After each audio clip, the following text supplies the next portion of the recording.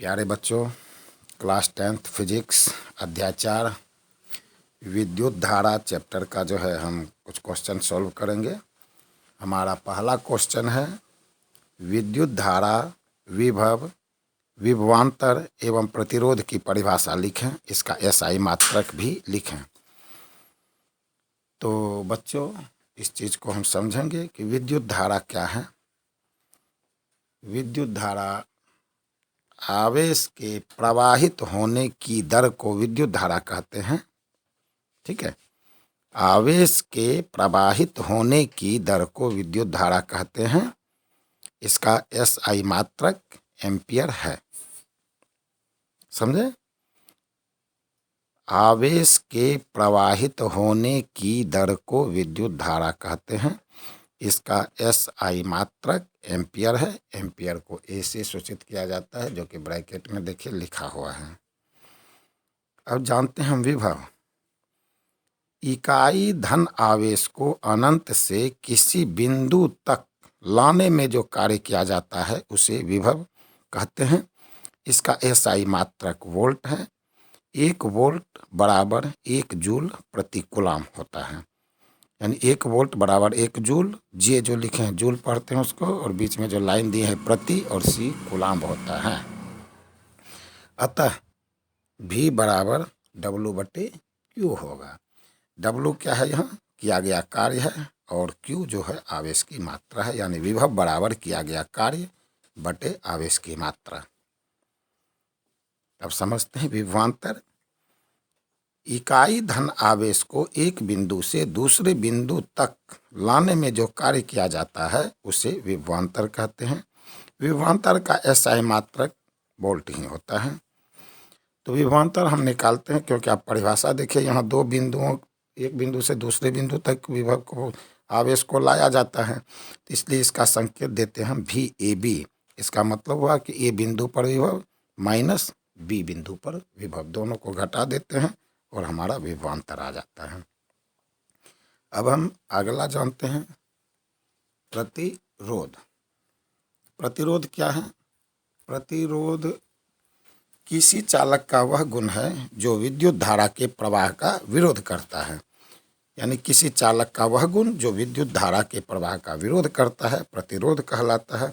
इसका एसआई मात्रक ओम है। ओम का संकेत देख रहे हैं, ब्रैकेट में दिया हुआ है ओम। तो इसे ओम से इसका एसआई मात्रक ओम है। फिर से समझते हैं, विद्युत धारा, विभव, विभवांतर एवं प्रतिरोध की परिभाषा लिखें। इसका एसआई मात्रक भी लिखें। तो विद्युत धारा आवेश के प्रवाहित होने की दर को विद्युत धारा कहते हैं। इसका एसआई मात्रक एम्पियर है। एम्पियर को कैपिटल ए से दिखाया जाता है। विभव इकाई धन आवेश को अनंत से किसी बिंदु तक लाने में जो कार्य किया जाता है उसे विभव कहते हैं। इसका एसआई मात्रक वोल्ट है। इसे कैपिटल V से सूचित करते हैं। 1 वोल्ट बराबर 1 जूल प्रति कूलाम होता है। अतः V बराबर W/Q, यानी विभव बराबर किया गया कार्य बटे आवेश की मात्रा। विभवांतर इकाई धन आवेश को एक बिंदु से दूसरे बिंदु तक लाने में जो कार्य किया जाता है उसे विभवांतर कहते हैं। विभवांतर का एसआई मात्रक वोल्ट है। विभवांतर 2 बिंदुओं के बीच के विभव का अंतर होता है, इसलिए इसे VAB से सूचित करते हैं। ए जहाँ एक बिंदु है, B दूसरा बिंदु है, और इसे निकालते हैं VA माइनस VB, यानी ए बिंदु पर विभव माइनस B बिंदु पर विभव। प्रतिरोध किसी चालक का वह गुण जो विद्युत धारा के प्रवाह का विरोध करता है प्रतिरोध कहलाता है। इसका एसआई मात्रक ओम है। सेल एवं बैटरी से आप क्या समझते हैं? आज का क्वेश्चन है मेरा। क्लास 10th फिजिक्स अध्याय 4 विद्युत धारा। ठीक है, तो क्लास 10th का फिजिक्स है अध्याय 4 विद्युत धारा। आज का क्वेश्चन है सेल एवं बैटरी से आप क्या समझते हैं? दोनों नाम मिलता जुलता है। हम बैटरी के लिए भी सेल का प्रयोग कर देते हैं और सेल के लिए भी बैटरी का प्रयोग कर देते हैं, लेकिन थोड़ा सा दोनों में अंतर है। आज हम इसी चीज़ को समझेंगे कि क्या है अंतर दोनों में। तो आइए समझते हैं हम। सेल एक ऐसी युक्ति है जिनमें रासायनिक अभिक्रिया कराकर विद्युत ऊर्जा उत्पन्न की जाती है। ठीक है। सेल एक ऐसी युक्ति है जिनमें रासायनिक अभिक्रिया कराकर विद्युत ऊर्जा उत्पन्न की जाती है। सेल में 2 इलेक्ट्रोड रहते हैं, जिनमें से एक पर ऑक्सीकरण तथा दूसरे पर अवकरण होता है।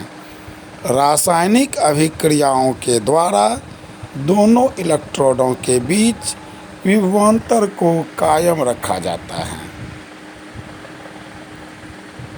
फिर से समझते हैं।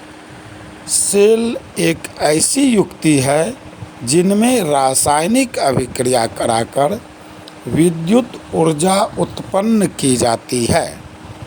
सेल में 2 इलेक्ट्रोड रहते हैं, जिनमें से एक पर ऑक्सीकरण तथा दूसरे पर अवकरण होता है। रासायनिक अभिक्रियाओं के द्वारा दोनों इलेक्ट्रोडों के बीच विभवांतर कायम रखा जाता है। सेलों की समूहित व्यवस्था को बैटरी कहते हैं। बैटरी में हम एक सेल के ऋण ध्रुव को दूसरे सेल के धन ध्रुव से और दूसरे सेल के ऋण ध्रुव को तीसरे सेल के धन ध्रुव से जोड़ते हैं। इस प्रकार अन्य सेलों को जोड़ा जाता है। समझे? सेल और बैटरी क्या है? दोनों अलग अलग है। सेलों को समूह को हम बैटरी कहते हैं। ठीक है। इस तरह से अब हम समझ गए कि सेल और बैटरी क्या है।